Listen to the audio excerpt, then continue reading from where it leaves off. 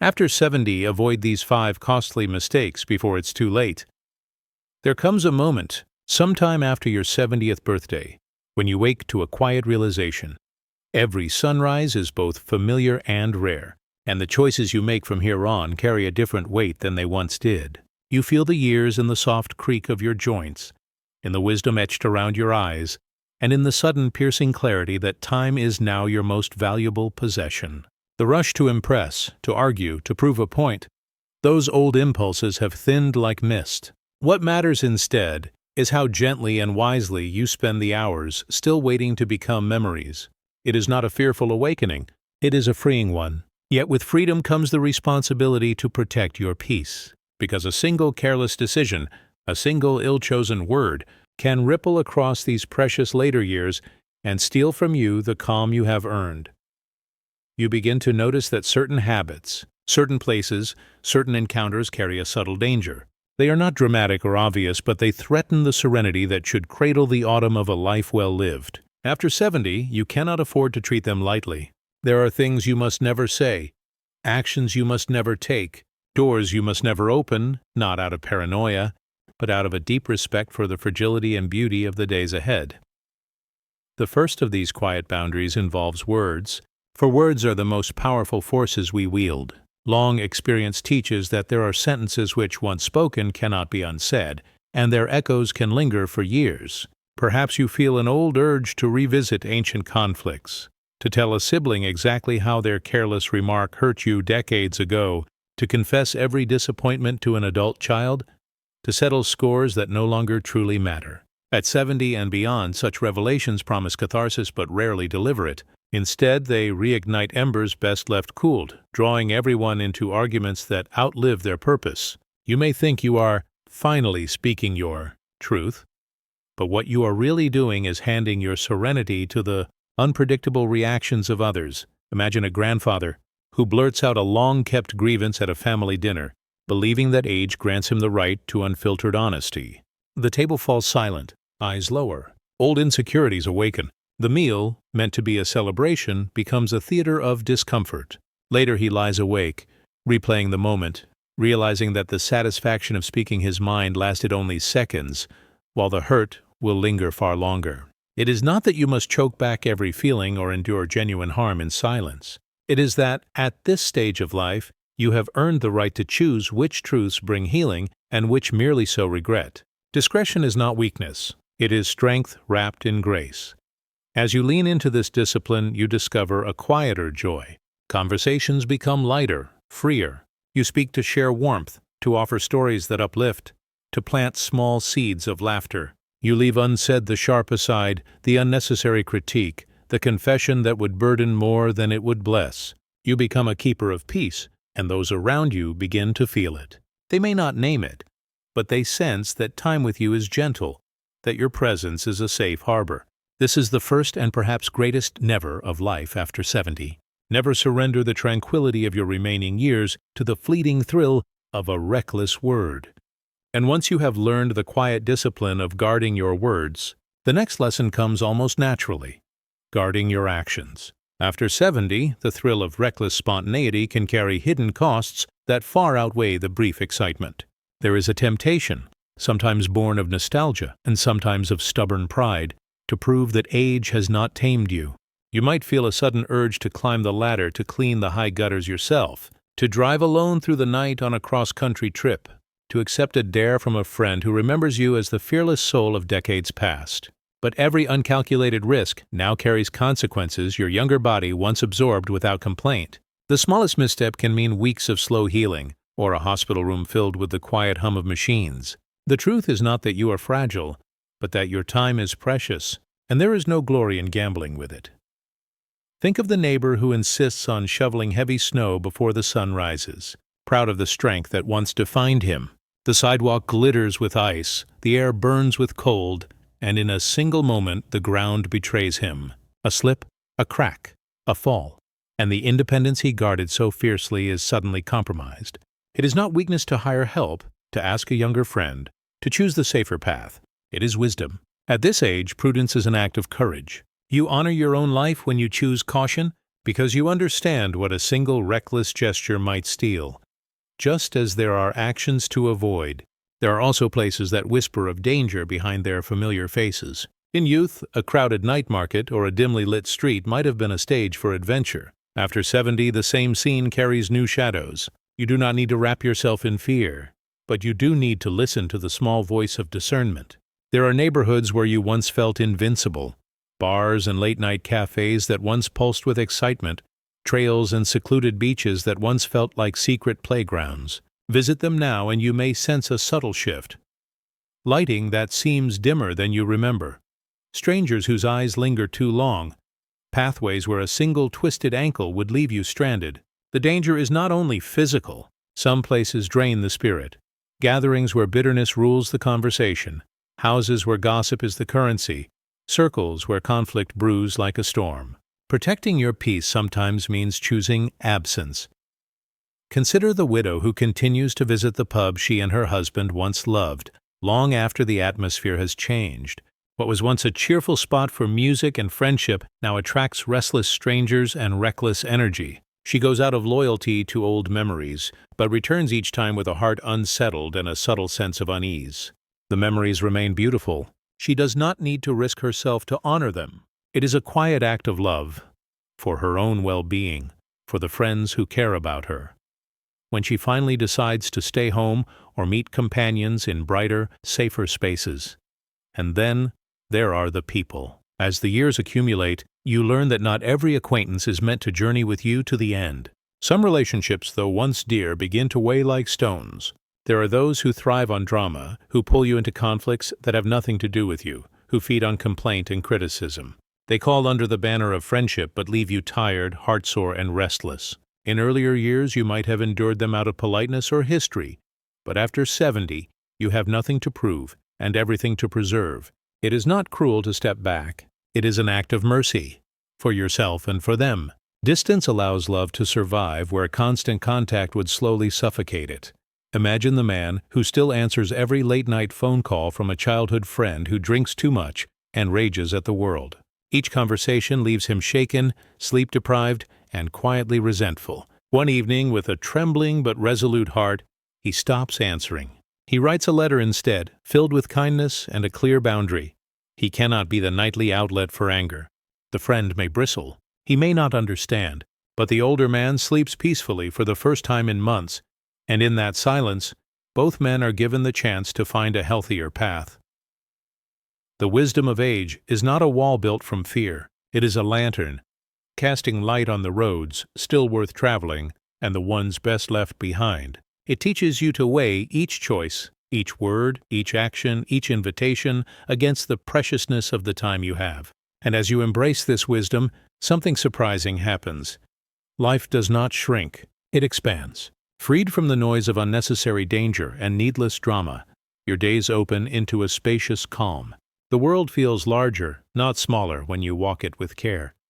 With each boundary you honor, you notice a quiet shift inside yourself. Life no longer feels like a list of warnings, but like a careful garden. By pruning what drains your energy, you give more sunlight to what still blooms. Yet there is another caution that often hides in plain sight, one that speaks not to where you go or what you do, but to how you carry the stories of your past. After 70, it can be tempting to relive every memory with a sense of urgency, as if you must tell everything before time runs out.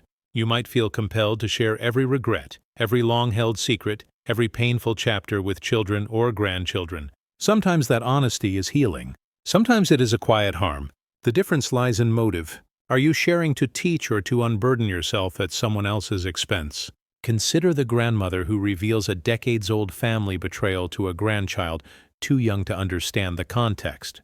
What she imagines as truth-telling leaves the child confused and distrustful of relatives he has always loved. Her own relief is fleeting, and later she wonders whether the confession was more for her than for anyone's growth. Wisdom in the later years asks a different question. Will this story nourish, or will it burden? When in doubt, choose to write it in a journal, to speak it into prayer, to entrust it to the quiet earth rather than a young heart that cannot carry its weight. There is also the subtle danger of carrying old resentments forward, as if time itself owes you an apology. After 70, bitterness is a thief.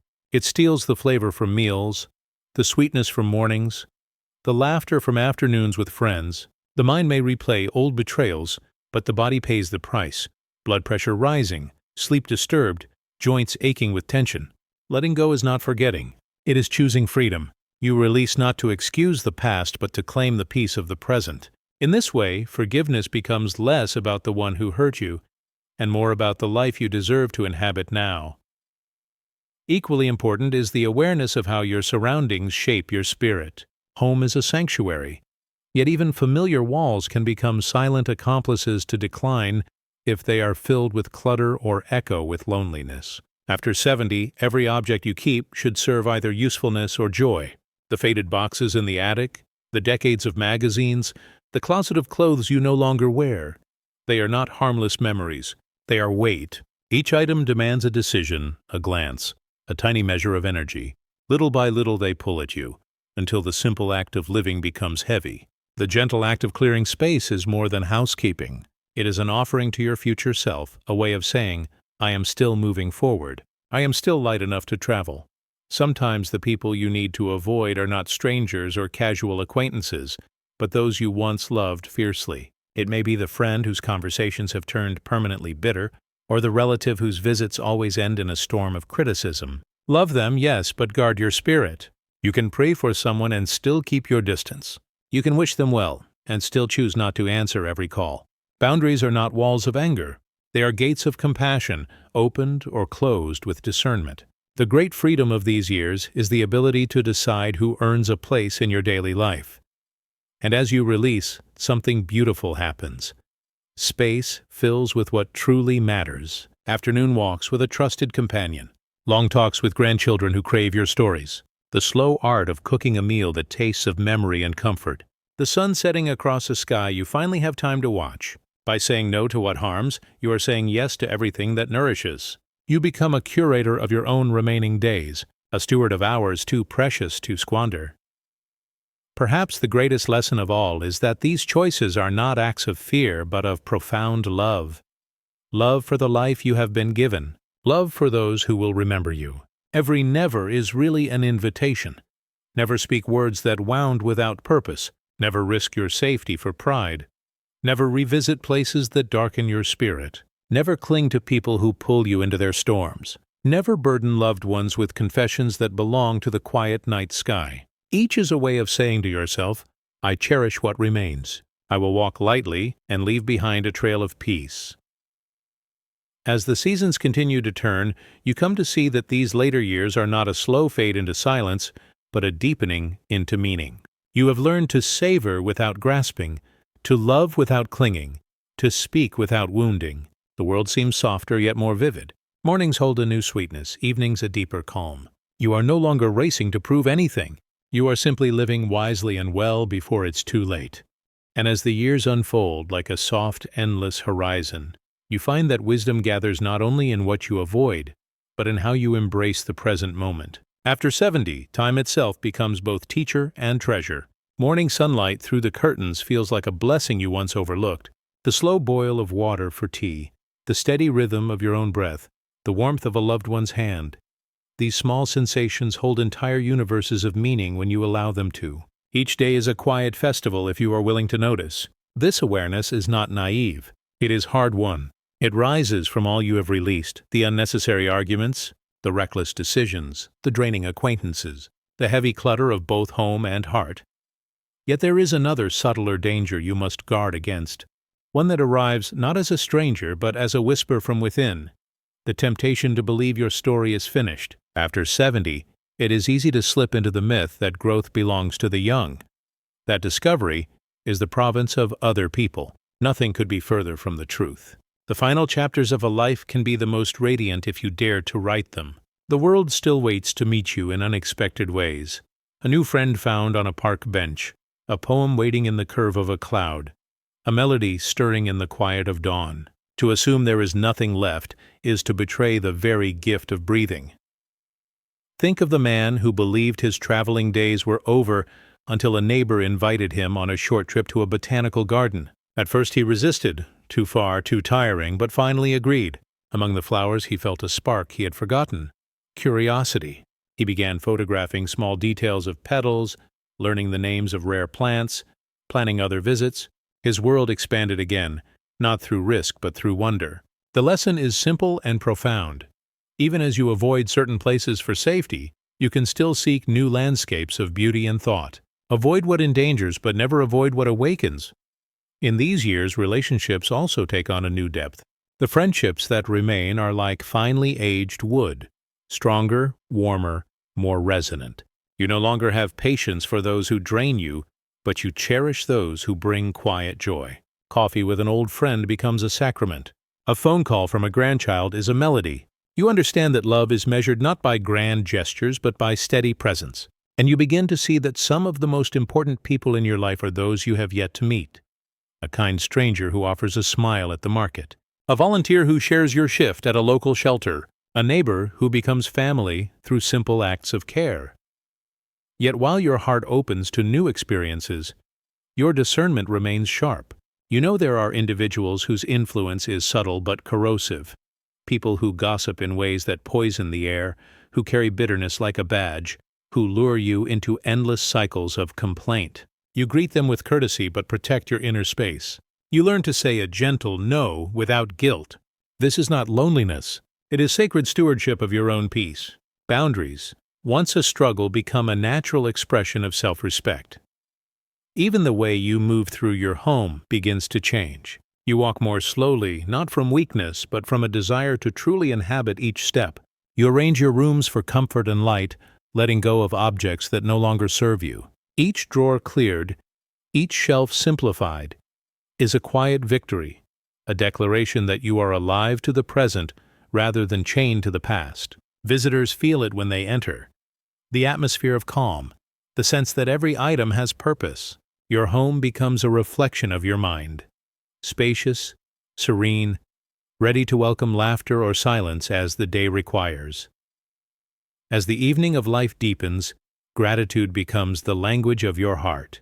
You find yourself giving thanks for the very boundaries you once resisted, for the wisdom to keep certain thoughts private, for the courage to decline an invitation that does not feel right, for the strength to release those who cannot walk with you into this gentle twilight. You realize that each never is in fact a deeper yes. Yes to safety, yes to peace, yes to the quiet miracles that still await you. Imagine yourself many years from now, sitting by a window as the last rays of sun paint the room in gold. You hold a warm cup of tea, the air alive with the scent of evening. You look back and see not the things you avoided, but the richness you protected. There are faces in your memory, friends, family, kind strangers, and they all share one thing.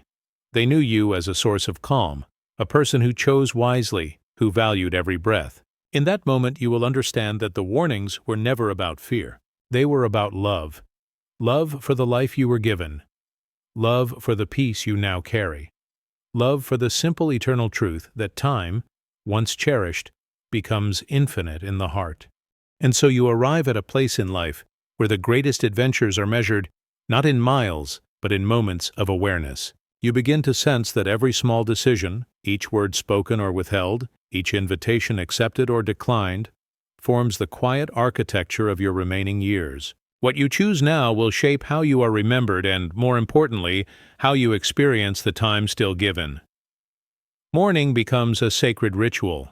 You rise slowly, savoring the first touch of light across the curtains. You feel the gentle rhythm of your heart and give thanks for its steady beat. There is no rush to check a calendar crammed with obligations. Instead, there is space, and that space is freedom. You have learned that saying no is not a loss but a gift. No to the gathering that will leave you weary. No to the errand that risks a fall on icy steps. No to the endless replay of old arguments. These refusals create room for deeper yeses. Yes to a spontaneous walk beneath cherry blossoms. Yes to an afternoon spent listening to a grandchild's dreams. Yes to a nap that feels like a poem.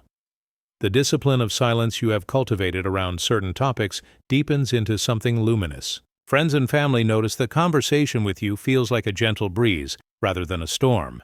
You speak when your words can comfort or delight, and you listen the rest of the time. Your presence itself becomes a kind of blessing. You are proof that serenity is not the absence of life's challenges, but the art of meeting them with a calm heart. Younger relatives may not fully understand how you came by this grace, but they feel it, and they carry it with them long after they leave your company. Even the simplest encounters now glow with meaning. A neighbor waving from across the street is not just a greeting but a reminder of community. The scent of bread baking in a nearby kitchen recalls every meal you have shared, every table that welcomed you. The evening sky, streaked with violet and gold, becomes a cathedral without walls. You find that the world is constantly offering small gifts to anyone willing to slow down enough to receive them. Yet vigilance remains part of wisdom. You know there will always be people who feed on conflict, places that hide unnecessary risk, impulses that whisper for one last reckless adventure. You acknowledge them without judgment and let them pass like clouds. You are not defined by what you avoid, but by what you cherish. Safety is no longer a fence. It is a path lined with flowers, guiding you toward experiences that nourish rather than drain. You might occasionally feel a pang of regret for roads not taken, but even those moments soften into gratitude. Every choice, every boundary has led you here to a life of intentional presence. You recognize that true freedom is not doing everything but choosing wisely. Your past, with its triumphs and mistakes, no longer demands constant retelling. It simply lives within you, a rich tapestry that needs no explanation. On an ordinary afternoon, you may sit beside a window and notice the gentle murmur of leaves in the breeze. The sound carries memories of childhood trees, of summer evenings when the world seemed endless. And in that quiet, you understand something profound. The end of hurry is not the end of life. It is the beginning of living fully. You have learned to protect your peace, not because you fear the world, but because you treasure it. The people who matter most know this about you. They visit not out of obligation, but because time with you feels like rest in a frantic world. They trust your steady presence, the wisdom in your laughter, the kindness in your eyes. They may never articulate it, but they sense that you have mastered the art of a well-lived final chapter. You have become both a mirror and a guide, reflecting back to them the possibility of a life measured by meaning rather than speed. One evening, as twilight settles, you might find yourself walking slowly through a familiar garden. The air is cool and fragrant. A distant bird calls. You pause, breathe, and feel the quiet truth of all you have learned. That the greatest safeguard after 70 is not fear of danger, but love of life. By choosing carefully, by refusing words that wound, actions that imperil, places that threaten, people who drain, you have opened the door to something infinite. Peace is no longer something you chase. It lives here in every heartbeat, in every step, in every breath of this late, luminous hour. You smile, not because everything has been easy, but because you have lived wisely.